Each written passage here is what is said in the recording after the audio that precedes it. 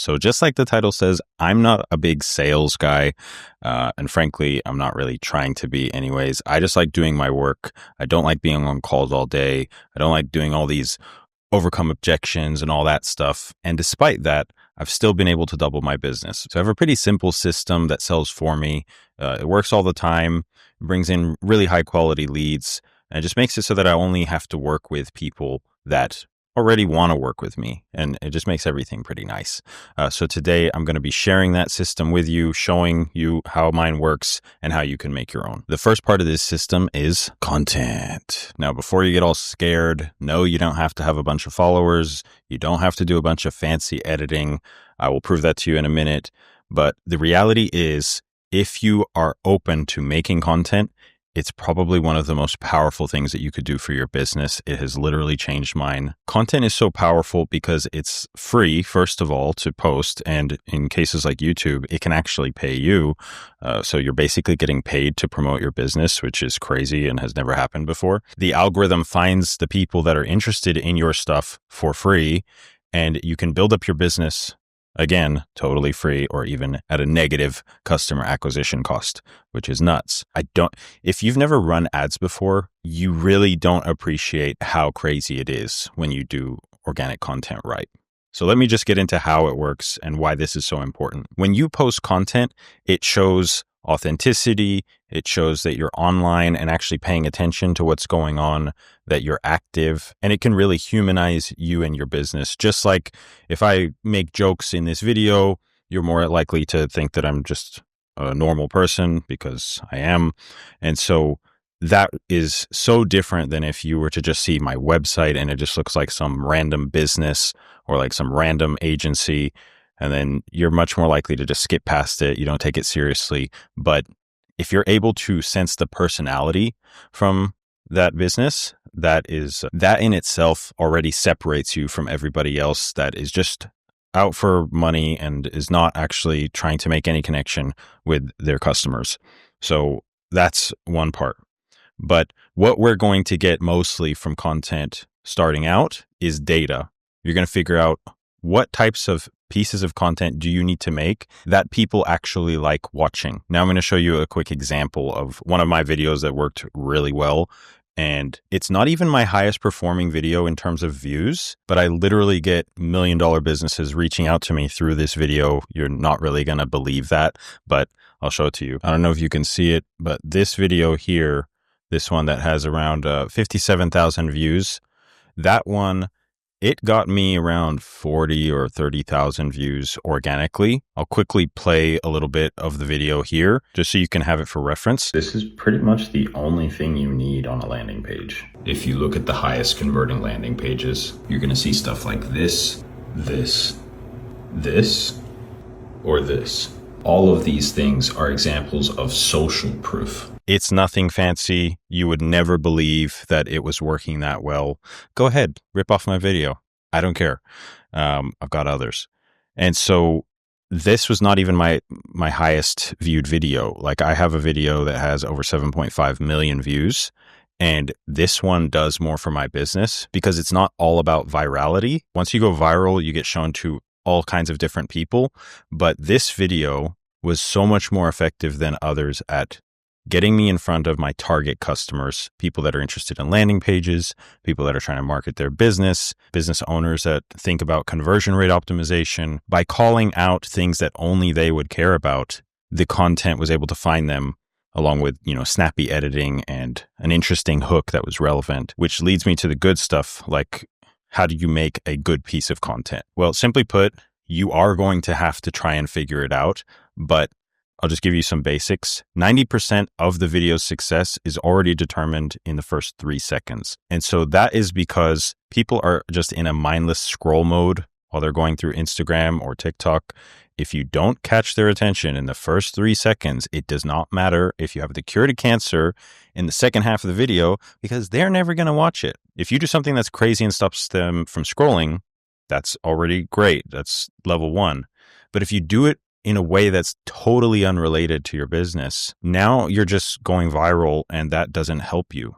Because if you're a tire shop in Nebraska, it doesn't matter if people in India or people in California think that your place is fun. It doesn't matter. It doesn't help you. So you would need to either go like local viral, or you would need to at least be topical for your industry. So this takes a little bit of thinking, but I promise you it's not as hard as you think. One really good account to follow for specifically viral style content is called Viral Video Club. And so that is going to give you a ton of frameworks and templates to figure out how to make good viral hooks for your videos. Again, it's not all about going viral, but we do need to get enough views to make it to our target market. Once your account is getting enough views from your target customers, then by all means, you don't have to do much retention editing and trying to be all snappy and cool, but it still helps to have like an Instagram style to your videos. So take that seriously. So just think of something about your business that most people don't know, and then put a viral hook in front of that. If you use Instagram, you probably know what a more snappy reel looks like. So just take your information, package it for Instagram. That's all we're doing. We don't have to be a dancing clown, but we do need to work inside of the format. If it's not a piece of content that you or your friends or somebody who needs your service would find interesting or entertaining enough to watch, it's not going to work. If you just get on video and start saying, my name is Mike and I sell tires and we offer high quality service and we have been in business for 23 and a half years. Nobody cares. Nobody cares. Sorry. Just like you probably don't care if I make websites or whatever I do unless I catch your attention first, or unless I make it relevant to you. And so one thing that you can do that's really going to help you do that is by calling out not the problem, because the customer probably doesn't know what the problem is. Just like the example that we use in marketing is like, if you go to the doctor, you don't tell him, hello, doctor, I am self-diagnosed with pneumonia. No, they go and they say, I have a sore throat. And then the doctor asks more questions to help them find the root cause, right? So you would call out to your potential customers with the symptom that they might be facing. So maybe in the case of like a mechanic, it's going to be something like, does your car make this weird noise when you start? If it's that type of noise, it's not that big of a deal. If it's this type of noise, though, you might want to come in and check something out. And so you could see how that would be more relevant to the average person that actually wants to hire you. Please don't, for the love of all that is good in the world, please don't try to go viral with your peers. Don't try to go viral for a type of post that only appeals to other baristas or cafe owners, because that doesn't help you get more customers. If it's just a video that makes you guys look cool, that doesn't help you get more customers. You need to go viral in a way that makes customers interested in you specifically. If it just appeals to them for coffee in general, and there's no unique aspect about you that attaches them to you or your personality, it doesn't really help you. It just gives them another piece of content to enjoy for that day. And so then it's just like you're a media channel. Okay, I think that's enough about content for today. Now moving on to level 2. Everybody's most favorite thing in the world, ads. Don't run away. I know they cost money. Relax. You'll make it back in a minute. So what you're going to do is, after you have so diligently posted tons and tons of content, figured out which formats work for you, which ones don't, then you're going to take the top performing pieces, meaning the ones that either got you leads, got you a ton of engagement, got you a ton of views.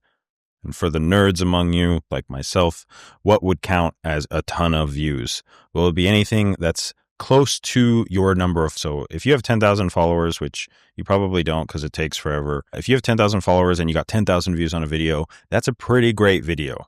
Even 50%, 5,000 views on a 10,000 follower account, that's a good rate. If you get multiples more than that, like you get 100,000 views on a reel, which is viral, like that's pretty big. So really look at those. And what you're going to do, you're going to take those, you're going to run them as ads. There are a billion tutorials on how to set up a Facebook ad. I'm not going to start making tutorials. It's too boring for me. But there's this guy called Ben Heath. He's really good for basic tutorials on all that and what's going on right now with Facebook ads. He also has a Google Ads account. So you got a lot of good stuff. And so you're going to take the videos that you have, upload them as meta ads. And one specific detail is you're probably going to want to run them as existing post. So when you get into the ad section in meta ads, there's an option to create an ad or to use existing post. And this is a very critical detail, so please pay attention. If your caption has a call to action in it and any sort of direction that would not be confusing for people if they were to go to your website from there, meaning if your piece of content is very relevant to your offer, and then they could just click on it and go to your website and it wouldn't be confusing for them, then you're just going to use it as an existing post. If it would be very confusing for them to have a connection between that piece of content and your website for whatever offer that you have, then you're probably going to have to edit the video a little bit by adding a call to action at the end, meaning like go to our website and order now. Or it could be as simple as editing the caption that goes alongside the video. Then you're going to want to create it as new. There are two different types of objective when you create this campaign. And so the way you decide is based on how your business model works. So if you are like a roofer, for example, you cannot run a purchase campaign. The reason is because the person is probably not going to click on the ad, go to your website and hit buy and pay for their roof in full right then and there, or not even within a few days, right?